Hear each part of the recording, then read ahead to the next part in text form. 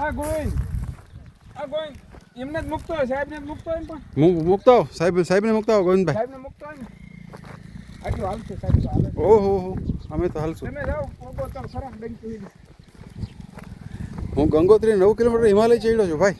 9 kilometre તો નજીક જ છે.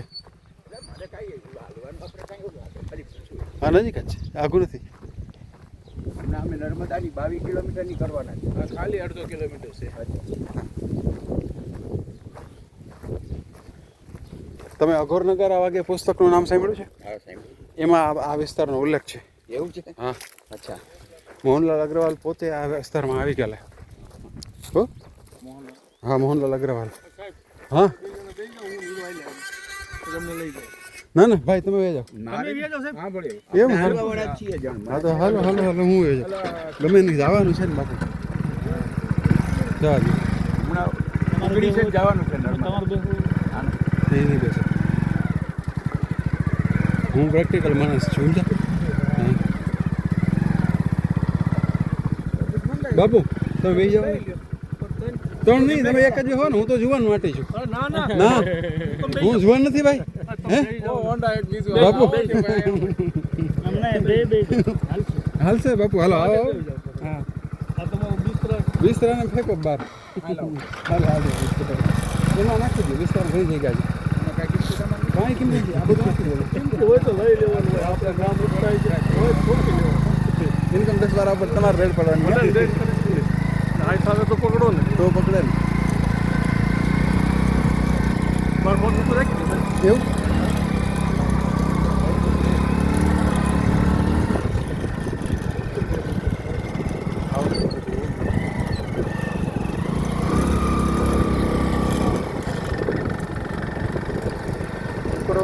મંદિર હતું ને બેયનું બાપુ હમણાં. એમ આયા બાબુ મંદિર. ક્યાં બાપુ? આયા બાબુ. પૂરા દાદા. હા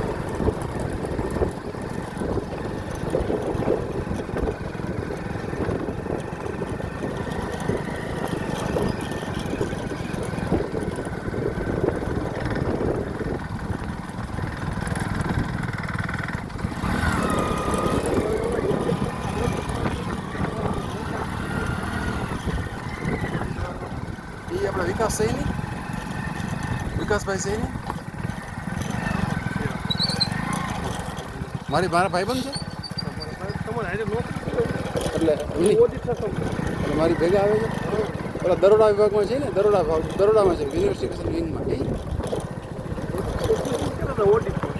હા એ કેદી આપણે ભેગા થયા હતા. રોજ કાયમ ગાડી હોય. મારી ભેગા હા પરાશરભાઈ. પરાશરભાઈ હા પરાશરભાઈ. એ અમારી કોર્ટમાં છે. ઇન્કમ ટેક્સની કોર્ટમાં. હા સાચું પરાશરભાઈ. રાખી દે. પરાશરભાઈ તો જબરા છે ભાઈ. અરે એ તો આવ્યા હોય તો જલસી પડી હવે છે.